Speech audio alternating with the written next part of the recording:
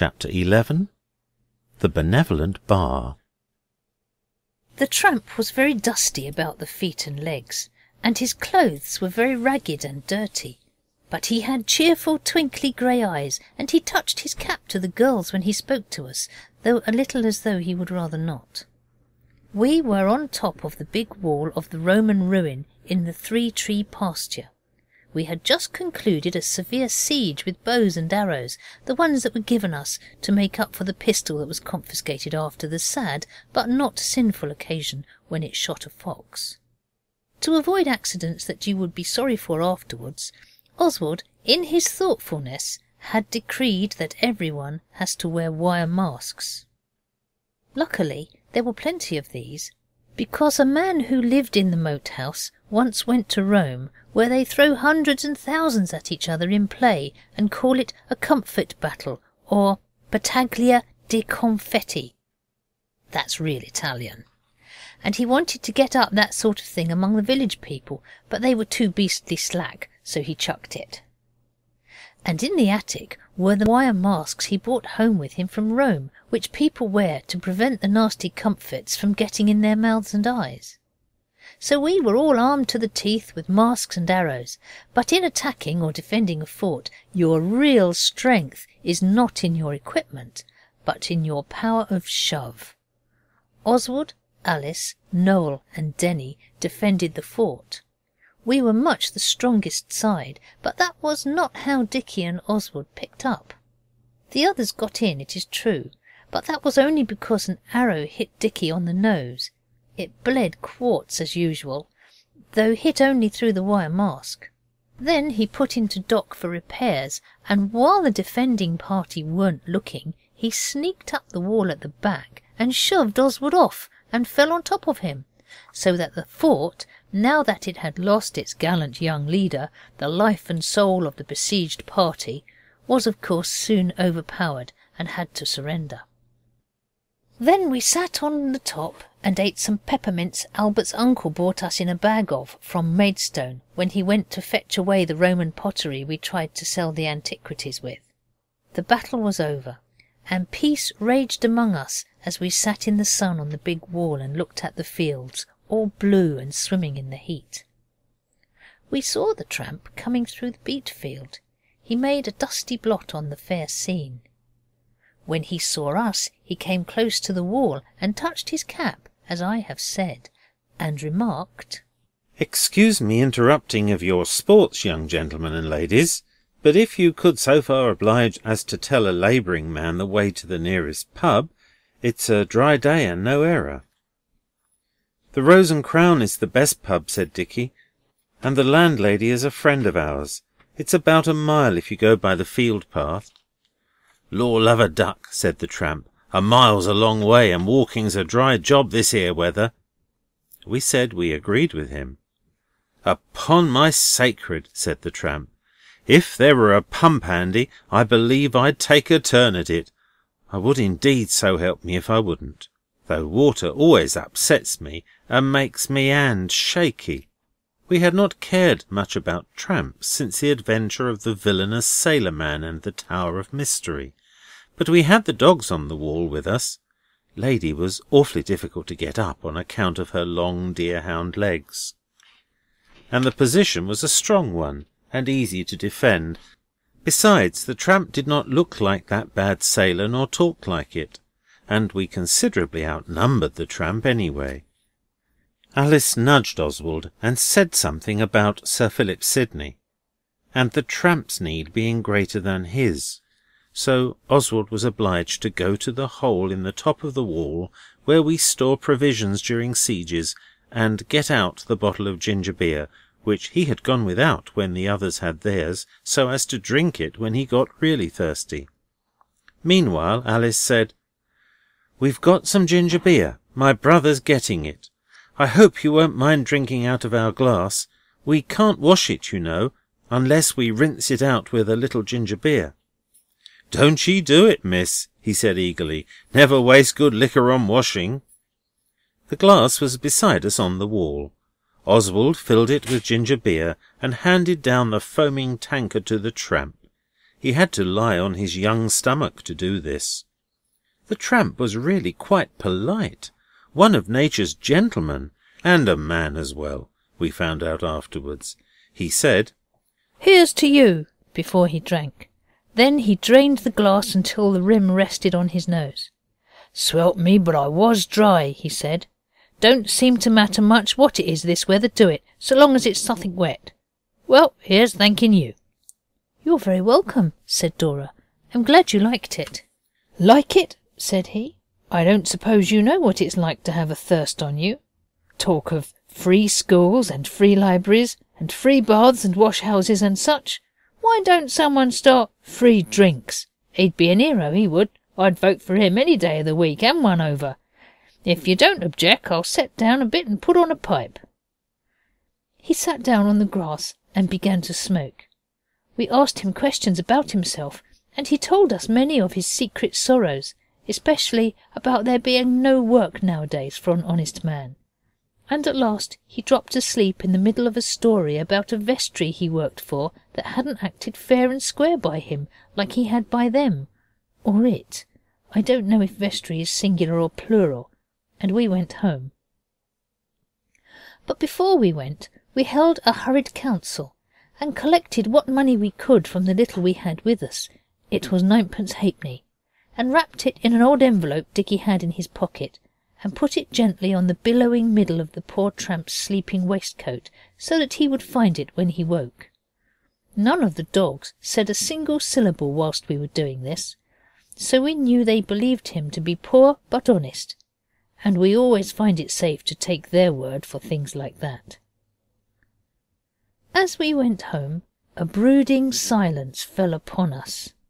We found out afterwards that those words of the poor tramp's about free drinks had sunk deep in all our hearts and rankled there.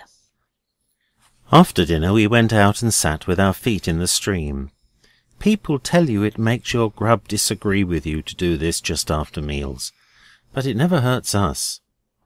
There is a fallen willow across the stream that just seats the 8 of us, only the ones at the end can't get their feet in the water properly because of the bushes, so we kept changing places. We had got some licorice root to chew. This helps thought. Dora broke a peaceful silence with this speech. "Free drinks." The words awoke a response in every breast.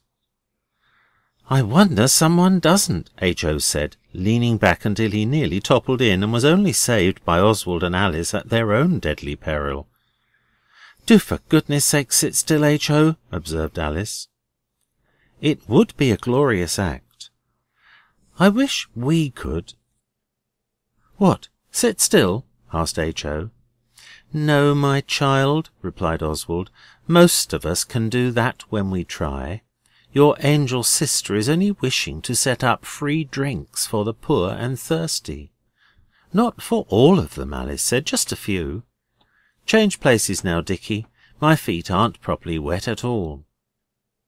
It is very difficult to change places safely on the willow.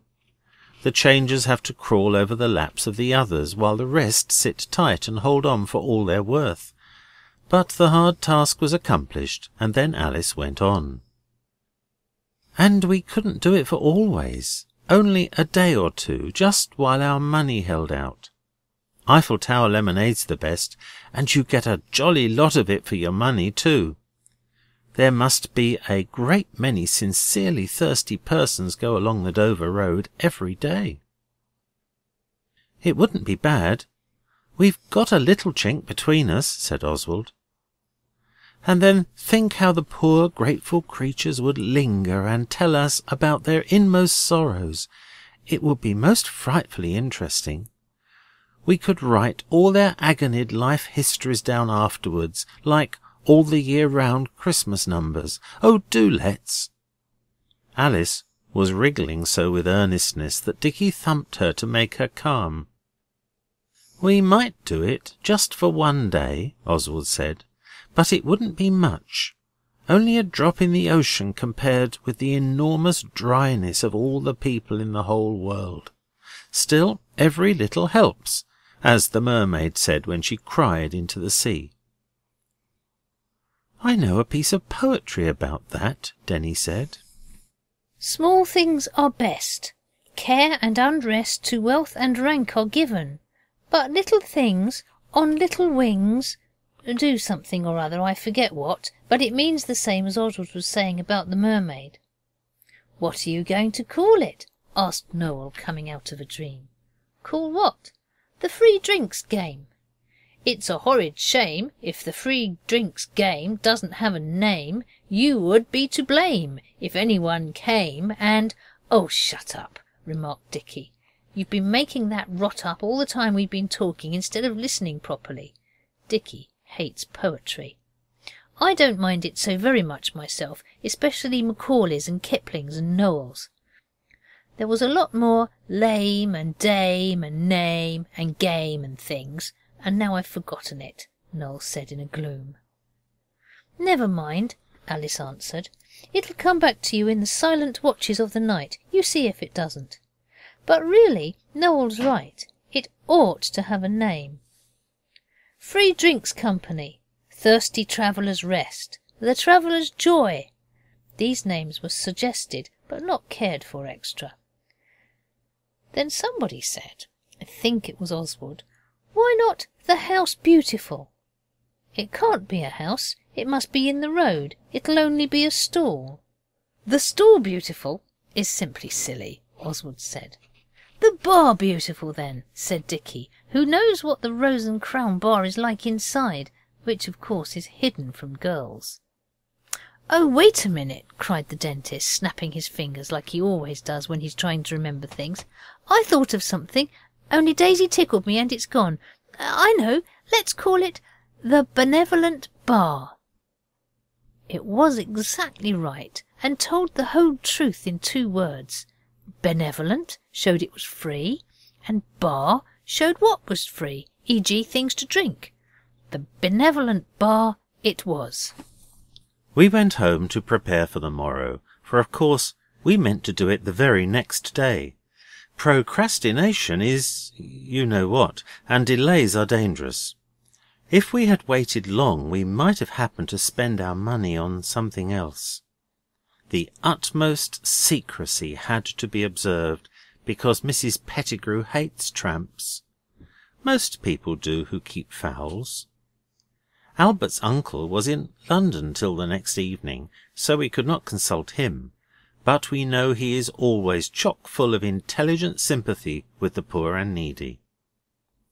Acting with the deepest disguise, we made an awning to cover the benevolent bar keepers from the searching eyes of the monarch of the skies.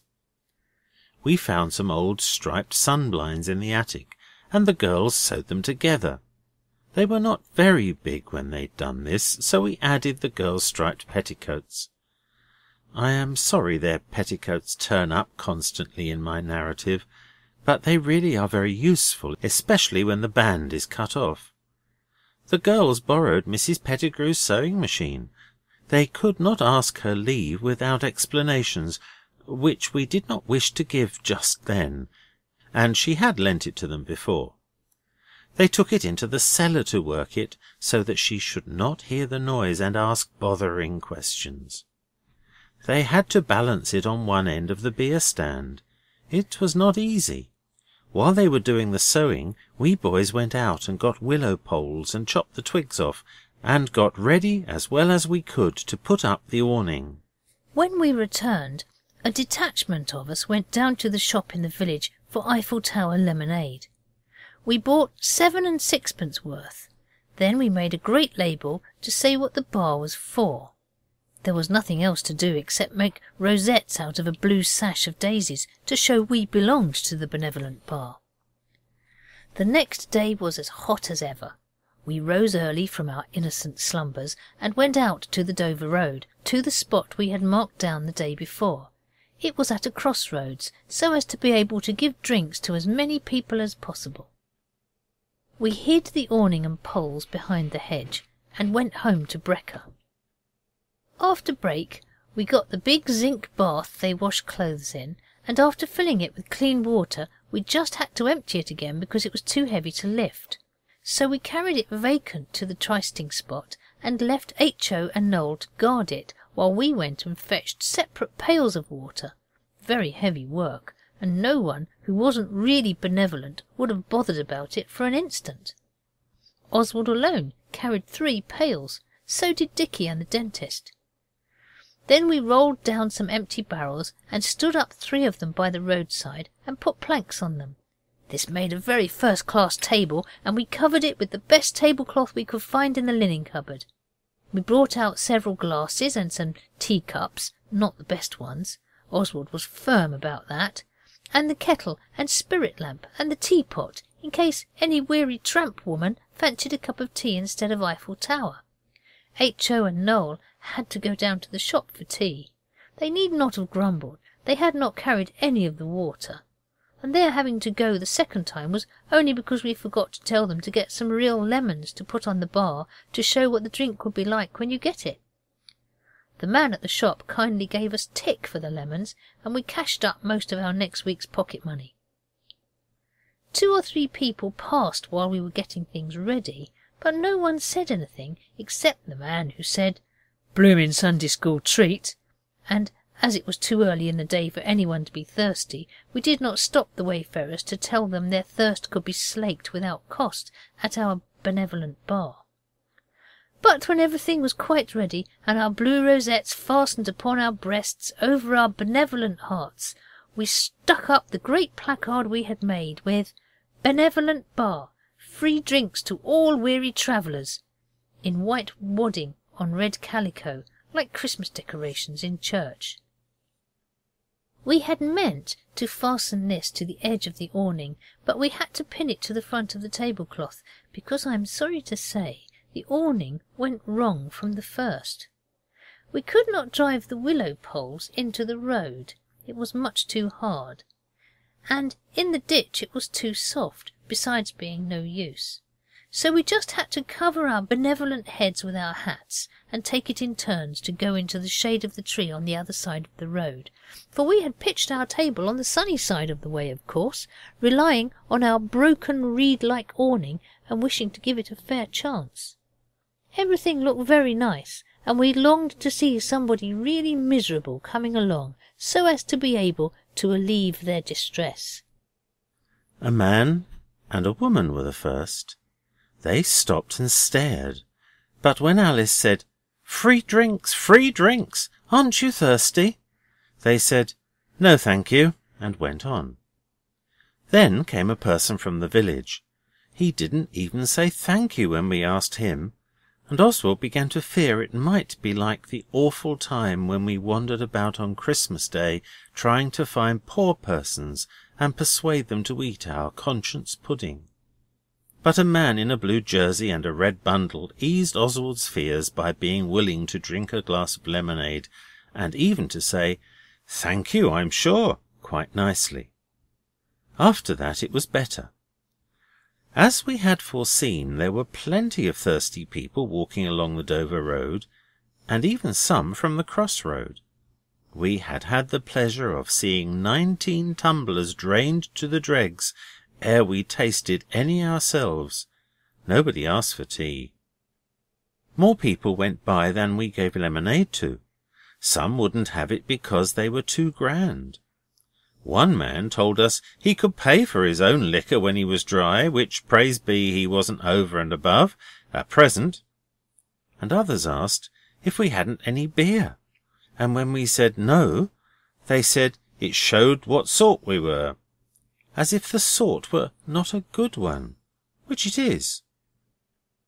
And another man said, "Slops again. You never get nothing for nothing, not this side of heaven you don't. Look at the bloomin' blue ribbon on 'em. Oh, law!" and went on quite sadly without having a drink. Our pigman, who helped us on the Tower of Mystery Day, went by, and we hailed him, and explained it all to him, and gave him a drink, and asked him to call as he came back. He liked it all, and said we were a real good sort. How different from the man who wanted the beer. Then he went on. One thing I didn't like, and that was the way boys began to gather.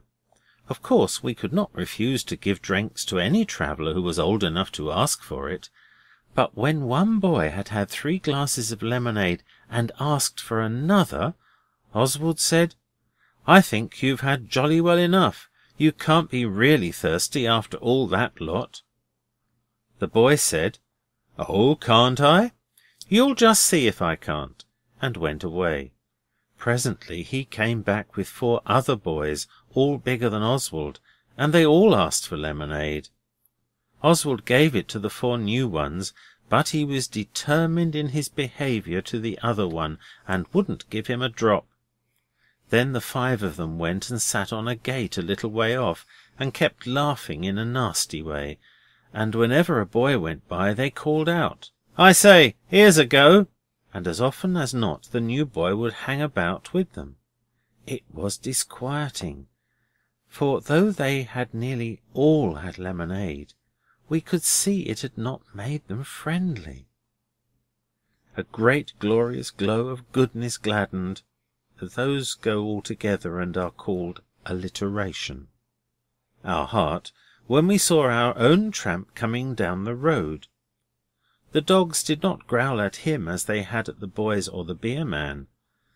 I did not say before that we had the dogs with us, but of course we had, because we had promised never to go out without them. Oswald said, "Hello," and the tramp said, "Hello."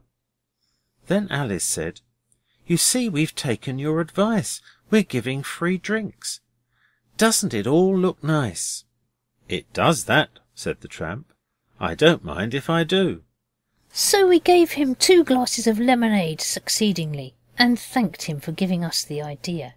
He said we were very welcome, and if we'd no objection he'd sit down a bit and put on a pipe. He did, and after talking a little more he fell asleep. Drinking anything seemed to end in sleep with him. I always thought it was only beer and things made people sleepy, but he was not so. When he was asleep he rolled into the ditch, but it did not wake him up. The boys were getting very noisy, and they began to shout things and to make silly noises with their mouths. And when Oswald and Dicky went over to them and told them just to chuck it, they were worse than ever. I think perhaps Oswald and Dicky might have fought and settled them, though there were 11, yet back to back you can always do it against overwhelming numbers in a book. Only Alice called out, "Oswald, here's some more, come back." We went.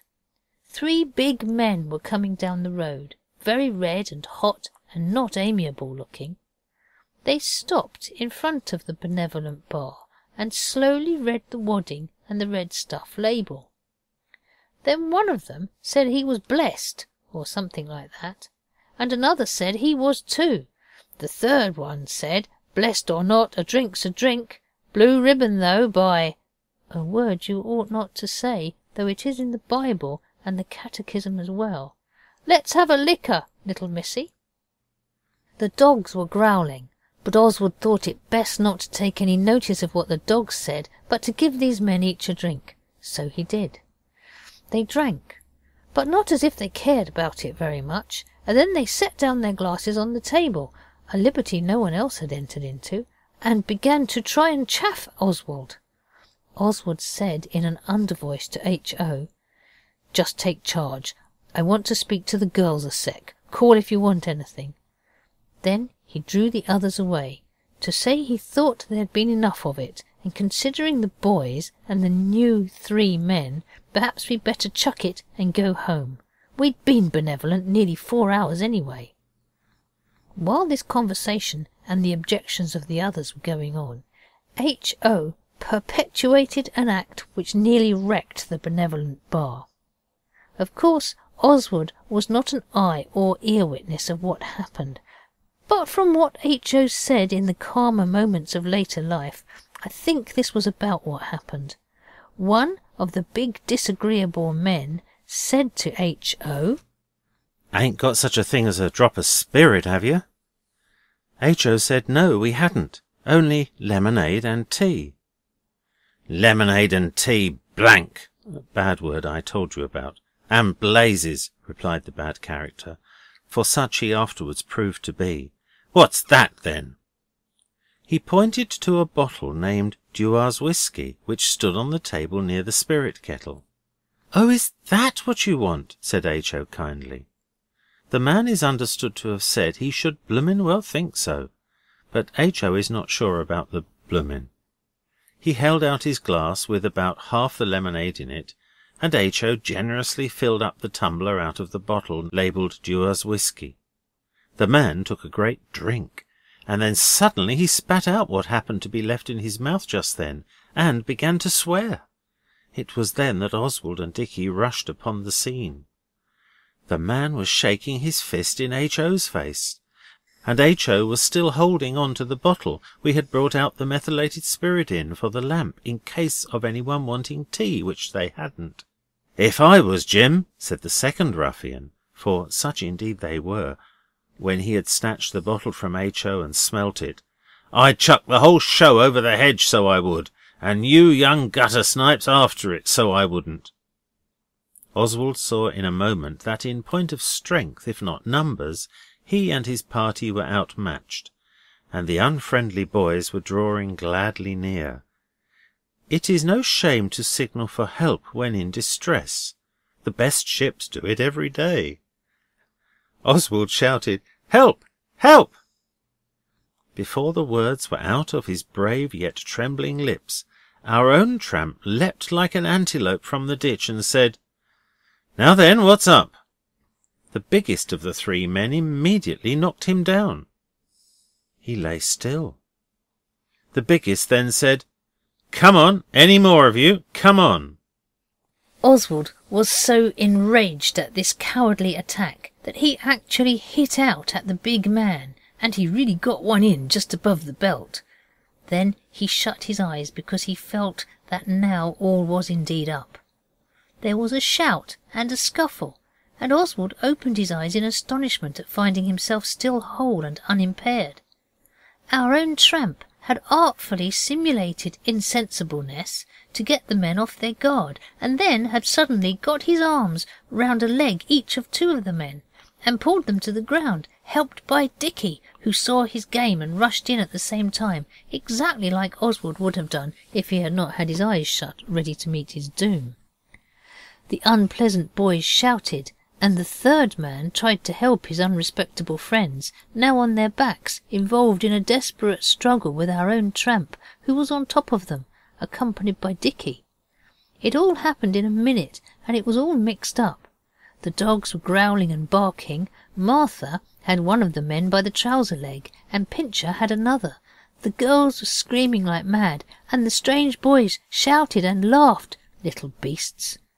And then, suddenly, our pig man came round the corner, and two friends of his with him. He had gone and fetched them to take care of us if anything unpleasant occurred. It was very thoughtful and just like him. "Fetch the police!" cried the pig man in noble tones.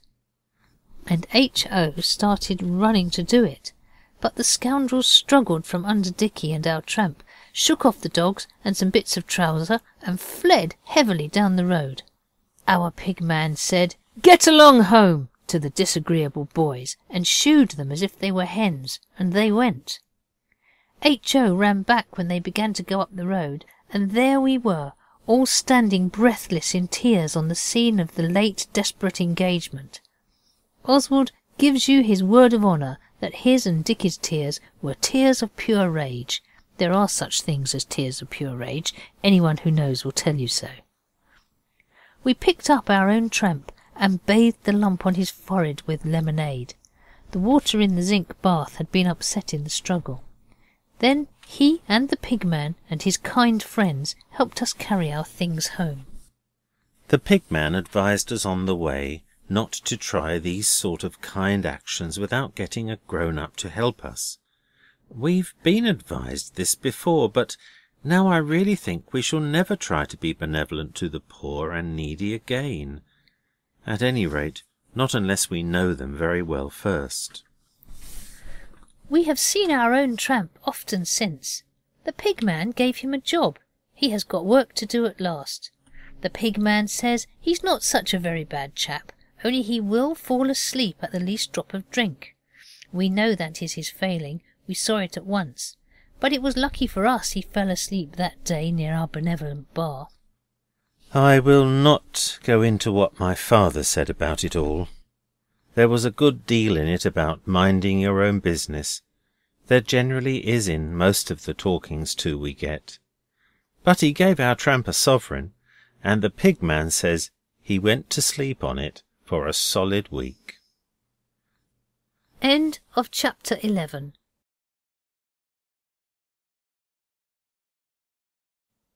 Chapter 12. The Canterbury Pilgrims. The author of these few lines really does hope to goodness that no one will be such an owl as to think, from the number of things we did when we were in the country, that we were wretched, neglected little children, whose grown-up relations sparkled in the bright haunts of pleasure, and whirled in the giddy what's-its-name of fashion, while we were left to weep forsaken at home. It was nothing of the kind, and I wish you to know that my father was with us a good deal, and Albert's uncle, who is really no uncle of ours, but only to Albert next door when we lived in Lewisham, gave up a good many of his valuable hours to us. And the father of Denny and Daisy came now and then, and other people, quite as many as we wished to see. And we had some very decent times with them, and enjoyed ourselves very much indeed, thank you. In some ways the good times you have with grown-ups are better than the ones you have by yourselves. At any rate they are safer. It is almost impossible then to do anything fatal without being pulled up short by a grown-up ere the deed is done. And, if you are careful, anything that goes wrong can be looked on as the grown-up's fault. But these secure pleasures are not so interesting to tell about as the things you do when there is no one to stop you on the edge of the rash act.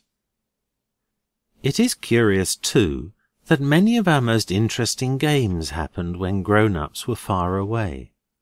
For instance, when we were pilgrims.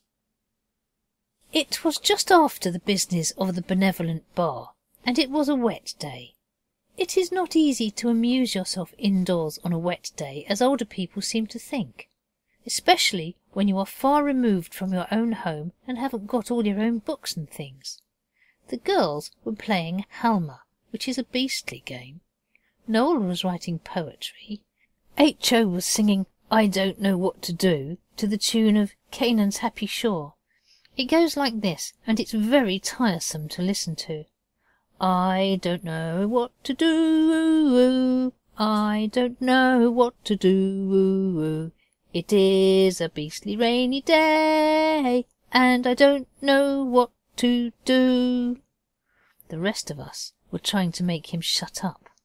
We put a carpet bag over his head, but he went on inside it. Then we sat on him, but he sang underneath us. We held him upside down, and made him crawl head first under the sofa, but when, even there, he kept it up, we saw that nothing short of violence would induce him to silence, so we let him go. And then he said we had hurt him, and we said we were only in fun, and he said if we were, he wasn't, and ill feeling might have grown up even out of a playful brotherly act like ours had been. Only Alice chucked the Halma and said, Let dogs delight. Come on, let's play something. Then Dora said, Yes, but look here.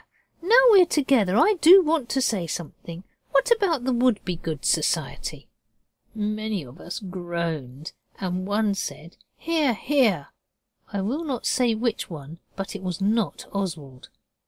No, but really, Dora said, I don't want to be preachy, but you know, we did say we'd try to be good. And it says in a book I was reading only yesterday that not being naughty is not enough. You must be good. And we've hardly done anything. The Golden Deed book's almost empty. Couldn't we have a book of leaden deeds? Said Noel, coming out of his poetry. Then there'd be plenty for Alice to write about if she wants to, or brass or zinc or aluminium deeds. We shan't ever fill the book with golden ones. H.O. had rolled himself in the red tablecloth and said Noel was only advising us to be naughty, and again peace waved in the balance. But Alice said, "Oh, H.O., don't. He didn't mean that, but really and truly I wish wrong things weren't so interesting. You begin to do a noble act, and then it gets so exciting, and before you know where you are, you're doing something wrong as hard as you can lick. And enjoying it too," Dick said. "It's very curious," Denny said, "but you don't seem to be able to be certain inside yourself whether what you're doing is right if you happen to like doing it. But if you don't like doing it, you know quite well. I only thought of that just now. I wish Noel would make a poem about it." "I am," Noel said. "It began about a crocodile, but it's finishing itself up quite different from what I meant it to at first. Just wait a minute." He wrote very hard while his kind brothers and sisters and his little friends waited the minute he had said, and then he read, "The crocodile is very wise. He lives in the Nile with little eyes. He eats the hippopotamus too, and if he could, he would eat up you. The lovely woods and starry skies he looks upon with glad surprise. He sees the riches of the East, and the tiger and lion, king of beast. So let us all be good and beware of saying shan't and won't and don't care, for doing wrong is easier far than any of the right things I know about are." And I couldn't make it king of beasts because of it not rhyming with east, so I put the S of beasts onto king. It comes even in the end. We all said it was a very nice piece of poetry. Noel gets really ill if you don't like what he writes, and then he said, "If it's trying that's wanted, I don't care how hard we try to be good, but we may as well do it some nice way. Let's be Pilgrim's Progress, like I wanted to at first." And we were all beginning to say we didn't want to, when suddenly Dora said, "Oh, look here, I know! We'll be the Canterbury Pilgrims. People used to go pilgrimages to make themselves good." "With peas in their shoes," the dentist said. "It's in a piece of poetry, only the man boiled his peas, which is quite unfair." "Oh, yes," said H.O., "and cocked hats." "Not cocked, cockled." It was Alice who said this. "And they had staffs and scripts, and they told each other tales. We might as well." Oswald and Dora had been reading about the Canterbury Pilgrims in a book called A Short History of the English People. It is not at all short, really, 3 fat volumes, but it has jolly good pictures. It was written by a gentleman named Green. So Oswald said, "All right, I'll be the knight." "I'll be the wife of Bath," Dora said. "What will you be, Dicky?" "Oh, I don't care. I'll be Mr. Bath if you like." "We don't know much about the people," Alice said. "How many were there?" 30, Oswald replied. "But we needn't be all of them. There's a nun priest." "Is that a man or a woman?" Oswald said he could not be sure by the picture, but Alice and Noel could be it between them, so that was settled. Then we got the book and we looked at the dresses to see if we could make up dresses for the parts. At first we thought we would, because it would be something to do, and it was a very wet day. But they looked difficult, especially the millers. Denny wanted to be the miller, but in the end he was the doctor, because it was next door to the dentist, which is what we call him for short. Daisy was to be the prioress, because she is good, and has a soft little red mouth. And H.O. would be the manciple. I don't know what that is, because the picture of him is bigger than most of the others, and he said manciple was a nice portmanteau word, half Mandarin and half disciple. "Let's get the easiest parts of the dresses ready first," Alice said, "the pilgrims' staffs and hats and the cockles." So Oswald and Dicky braved the fury of the elements and went into the woods beyond the orchard to cut ash sticks. We got 8 jolly good long ones. Then we took them home, and the girls bothered till we changed our clothes, which were indeed sopping with the elements we had faced. Then we peeled the sticks. They were nice and white at first, but they soon got dirty when we carried them. It's a curious thing. However often you wash your hands, they always seem to come off on anything white. And we nailed paper rosettes to the top of them. That was the nearest we could get to cockle shells. And we may as well have them there on our hats, Alice said. Let's call each other by our right names today, just to get into it. Don't you think so, Knight? Yea, nun-priest, Oswald was replying. But Noel said she was only half the nun-priest, and again a threat of unpleasantness darkened the air. But Alice said, Don't be a piggy-wiggy, Noel dear. You can have it all. I don't want it. I'll just be a plain pilgrim, or Henry, who killed Becket. So she was called the Plain Pilgrim, and she did not mind. We thought of cocked hats, but they are warm to wear, and the big garden hats that make you look like pictures on the covers of plantation songs did beautifully. We put cockle shells on them. Sandals we did try with pieces of oilcloth cut the shape of soles and fastened with tape, but the dust gets into your toes so, and we decided boots were better for such a long walk. Some of the pilgrims, who were very earnest, decided to tie their boots with white tape crossed outside to pretend sandals. Denny was one of these earnest palmers.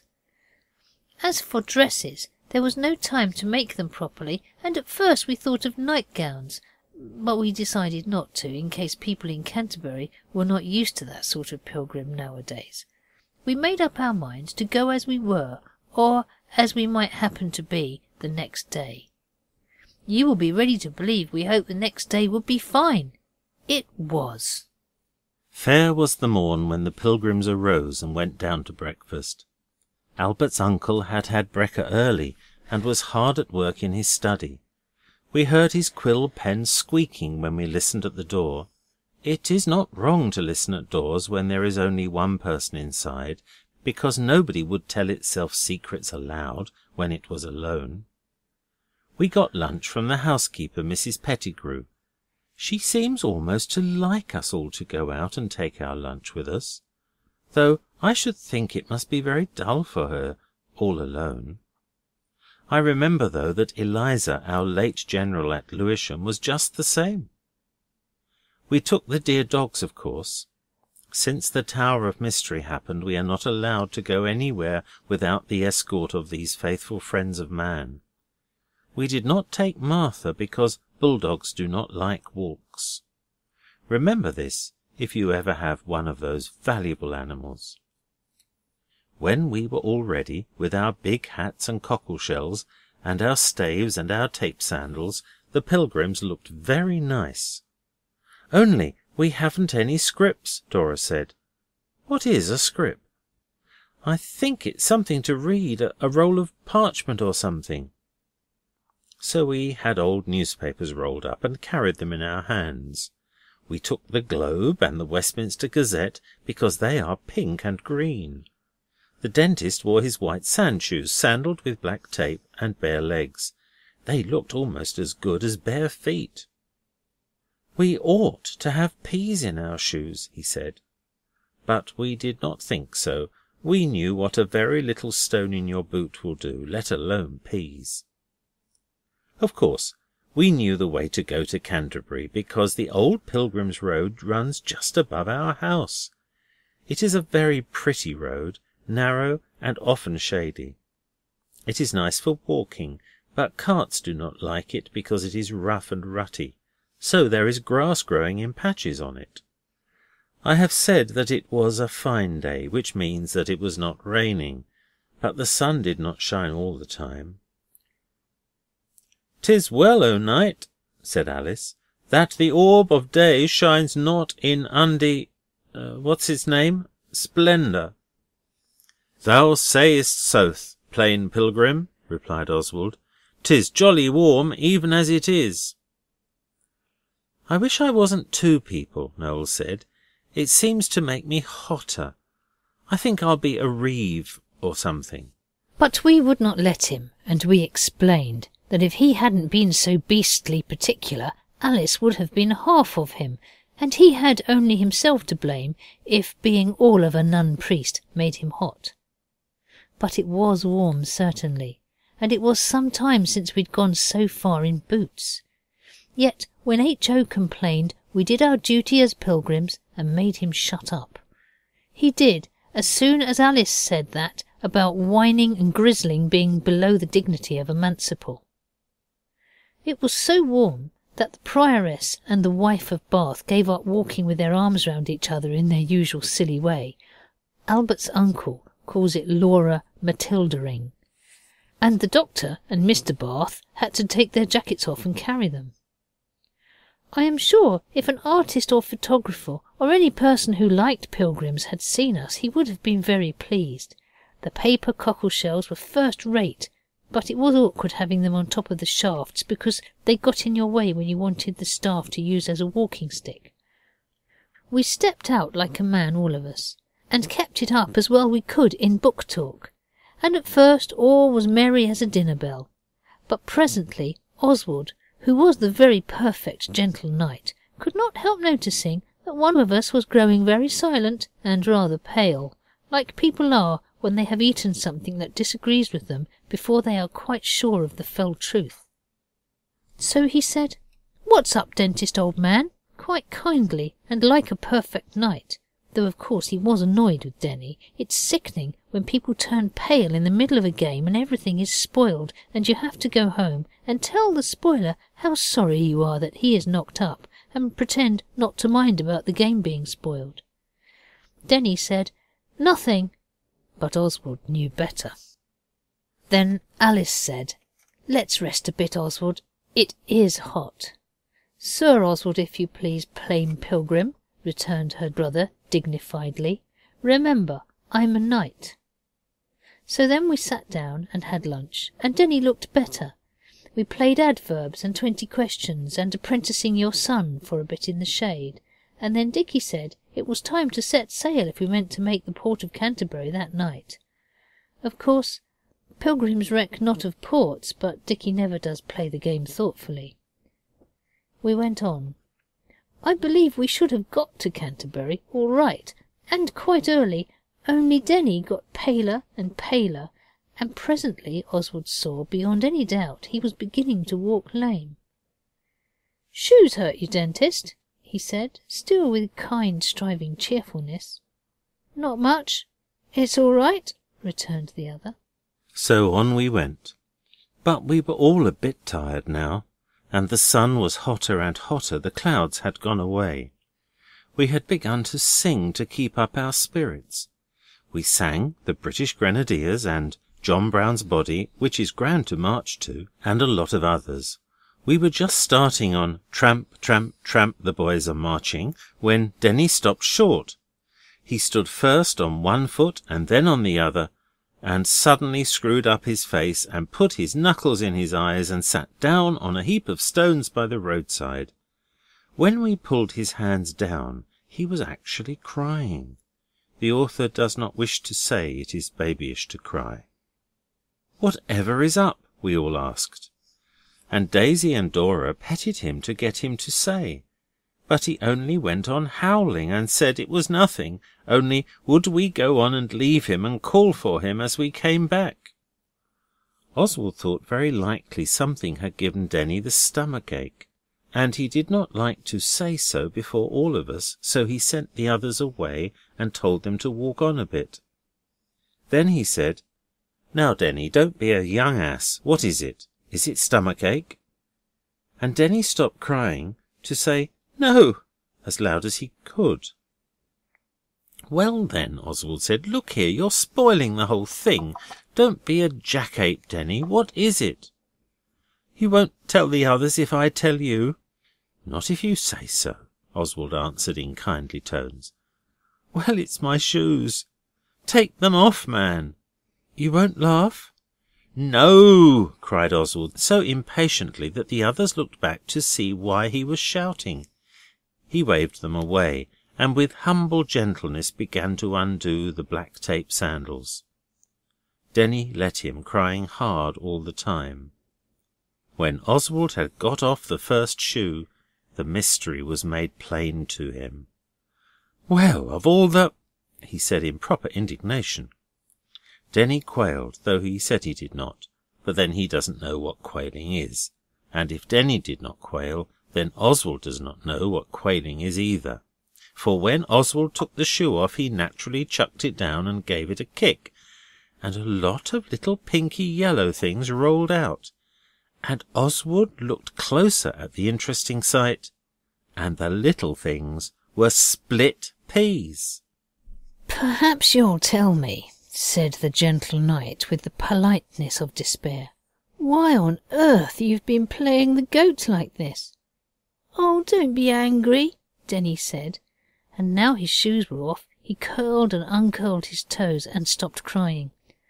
"I knew pilgrims put peas in their shoes, and... oh, I wish you wouldn't laugh." "I'm not," said Oswald, still with bitter politeness. "I didn't want to tell you I was going to, because I wanted to be better than all of you, and I thought if you knew I was going to, you'd want to too, and you wouldn't when I said it first. So I just put some peas in my pocket and dropped one or two at a time into my shoes when you weren't looking." In his secret heart, Oswald said, "Greedy young ass," for it is greedy to want to have more of anything than other people, even goodness. Outwardly, Oswald said nothing. "You see," Denny went on, "I do want to be good, and if pilgriming is to do you good, you ought to do it properly.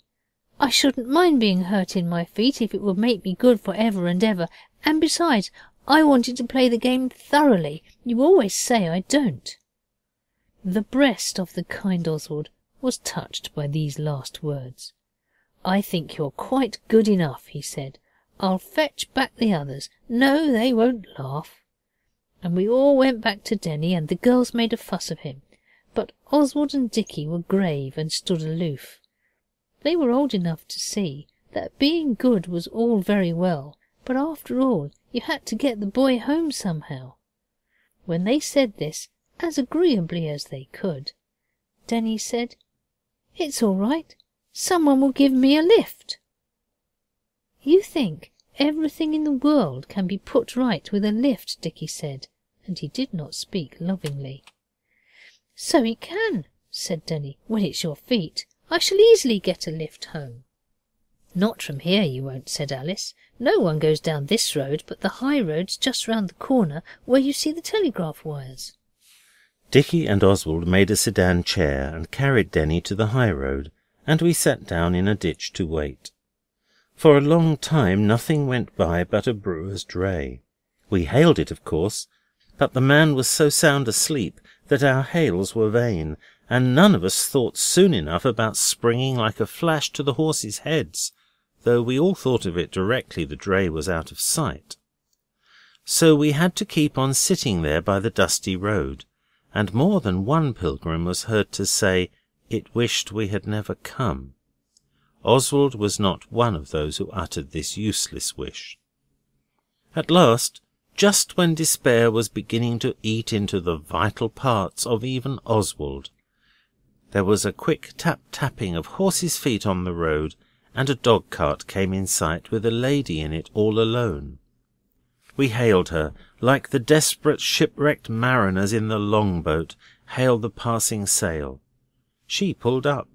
She was not a very old lady, 25 we found out afterwards her age was, and she looked jolly. "Well," she said, "what's the matter?" "It's this poor little boy," Dora said, pointing to the dentist, who had gone to sleep in the dry ditch with his mouth open as usual. "His feet hurt him so, and will you give him a lift?" "But why are you all rigged out like this?" asked the lady, looking at our cockle-shells and sandals and things. We told her. "And how has he hurt his feet?" she asked, and we told her that.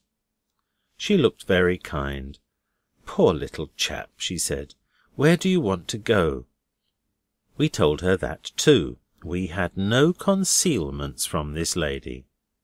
"Well," she said, "I have to go on to... what is its name?" "Canterbury," said H.O. Well, yes, Canterbury, she said. It's only about half a mile. I'll take the poor little pilgrim, and, yes, the 3 girls. You boys must walk. Then we'll have tea and see the sights, and I'll drive you home, at least some of you. How will that do? We thanked her very much indeed, and said it would do very nicely.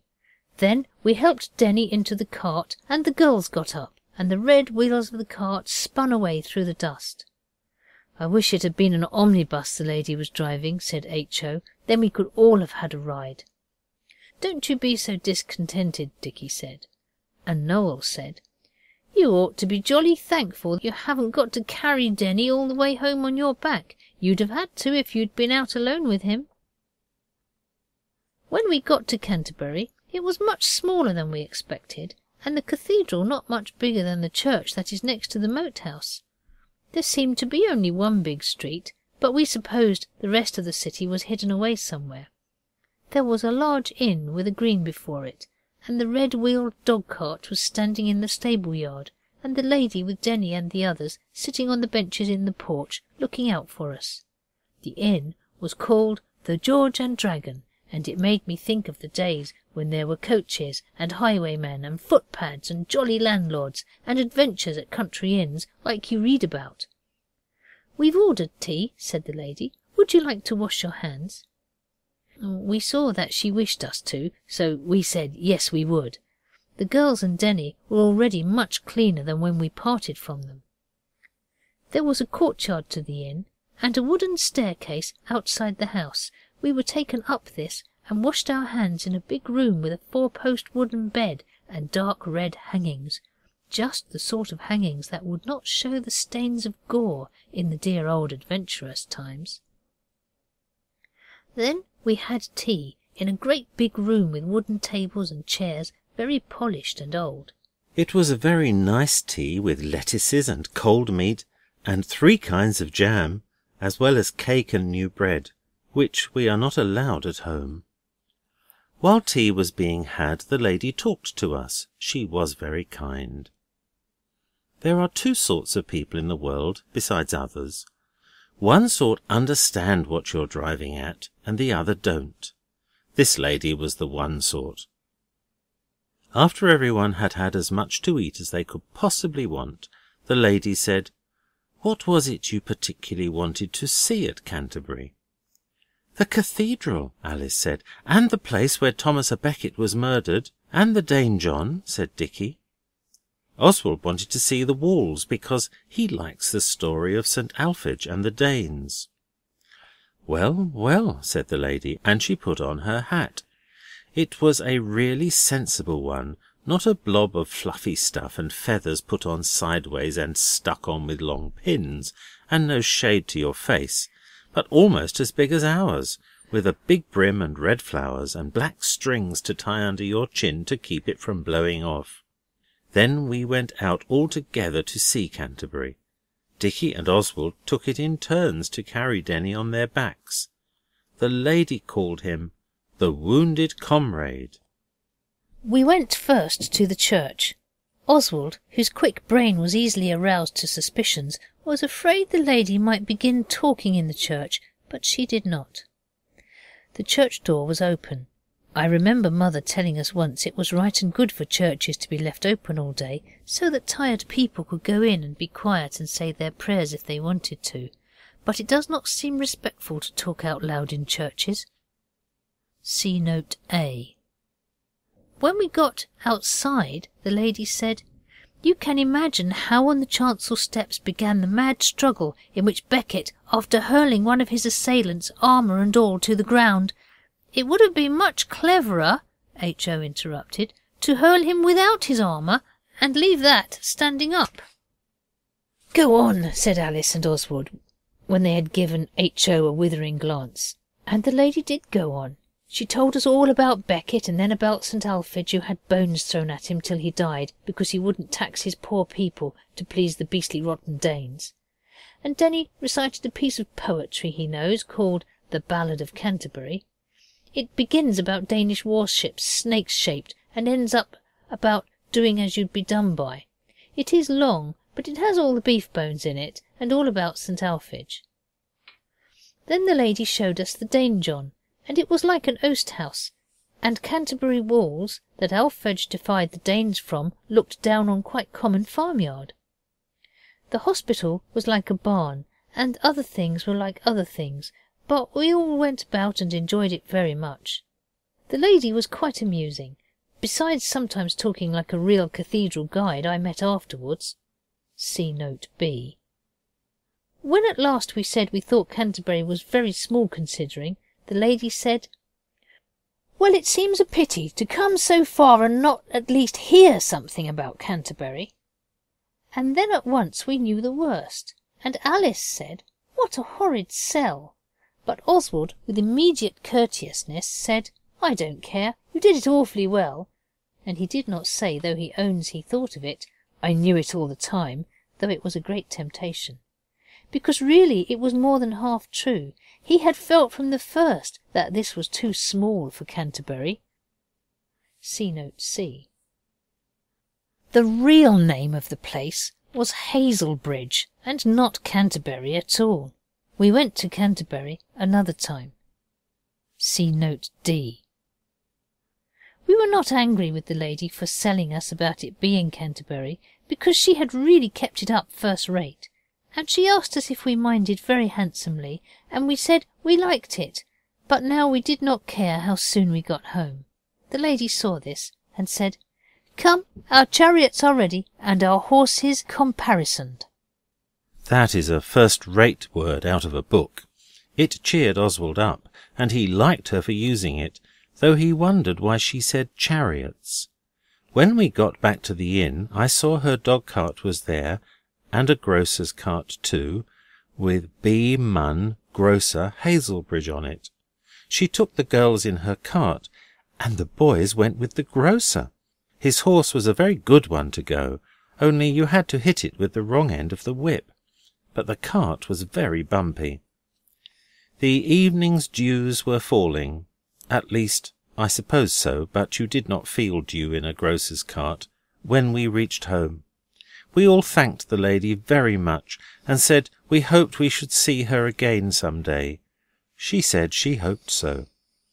The grocer drove off, and when we had all shaken hands with the lady and kissed her, accordingly as we were boys or girls, or little boys, she touched up her horse and drove away. She turned at the corner to wave to us, and just as we had done waving and were turning into the house, Albert's uncle came into our midst like a whirling wind. He was in flannels, and his shirt had no stud in at the neck, and his hair was all rumpled up, and his hands were inky, and we knew he had left off in the middle of a chapter by the wildness of his eye. "Who was that lady?" he said. "Where did you meet her?" Mindful as ever of what he was told, Oswald began to tell the story from the beginning. "The other day, Protector of the Poor," he began, "Dora and I were reading about the Canterbury Pilgrims." Oswald thought Albert's uncle would be pleased to find his instructions about beginning at the beginning had borne fruit, but instead he interrupted. "Stow it, you young duffer! Where did you meet her?" Oswald answered briefly, in wounded accents, "Hazelbridge." Then Albert's uncle rushed upstairs 3 at a time, and as he went he called out to Oswald, "Get out my bike, old man, and blow up the back tyre." I'm sure Oswald was as quick as anyone could have been, but long ere the tyre was thoroughly blowed, Albert's uncle appeared with a collar stud and tie and blazer and his hair tidy, and wrenching the unoffending machine from Oswald's surprised fingers. Albert's uncle finished pumping up the tyre, and then flinging himself onto the saddle, he set off, scorching down the road at a pace not surpassed by any highwayman, however black and high-mettled his steed. We were left looking at each other. He must have recognised her, Dicky said. Perhaps, Noel said. She is the old nurse who alone knows the dark secret of his high-born birth. Not old enough by chalks, Oswald said. I shouldn't wonder, said Alice, if she holds the secret of the will that will make him rolling in long-lost wealth. I wonder if he'll catch her, Noel said. I'm quite certain all his future depends on it. Perhaps she is his long-lost sister, and the estate was left to them equally, only she couldn't be found, so it couldn't be shared up. Perhaps he's only in love with her, Dora said. Parted by cruel fate at an early age, he has ranged the wide world ever since trying to find her. I hope to goodness he hasn't. Anyway, he's not ranged since we knew him, never further than Hastings, Oswald said. We don't want any of that rot. What rot? Daisy asked. And Oswald said, getting married and all that sort of rubbish. And Daisy and Dora were the only ones that didn't agree with him. Even Alice owned that being bridesmaids must be fairly good fun. It's no good. You may treat girls as well as you like, and give them every comfort and luxury, and play fair just as if they were boys, but there is something unmanly about the best of girls. They go silly like milk goes sour, without any warning. When Albert's uncle returned, he was very hot, with a beaded brow, but pale as the dentist when the peas were at their worst. "Did you catch her?" H.O. asked. Albert's uncle's brow looked black as the cloud that thunder will presently break from. "No," he said. "Is she your long-lost nurse?" H.O. went on before we could stop him. "Long-lost grandmother.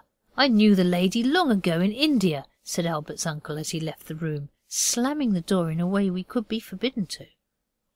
And that was the end of the Canterbury pilgrimage. As for the lady, we did not then know whether she was his long-lost grandmother that he had known in India or not, though we thought she seemed youngish for the part. We found out afterwards whether she was or not, but that comes in another part. His manner was not the one that makes you go on asking questions. The Canterbury pilgriming did not exactly make us good, but then, as Dora said, we had not done anything wrong that day, so we were 24 hours to the good. Note A. Afterwards we went and saw real Canterbury. It is very large. A disagreeable man showed us round the cathedral and jawed all the time, quite loud, as if it wasn't a church. I remember one thing he said. It was this: "This is the Dean's Chapel. It was the Lady Chapel in the wicked days when people used to worship the Virgin Mary." And H.O. said, "I suppose they worship the Dean now." Some strange people who were there laughed out loud. I think this is worse in church than not taking your cap off when you come in, as H.O. forgot to do, because the cathedral was so big he didn't think it was a church. Note B. See Note C. Note C. See Note D. Note D. See Note E. Note E. See Note A.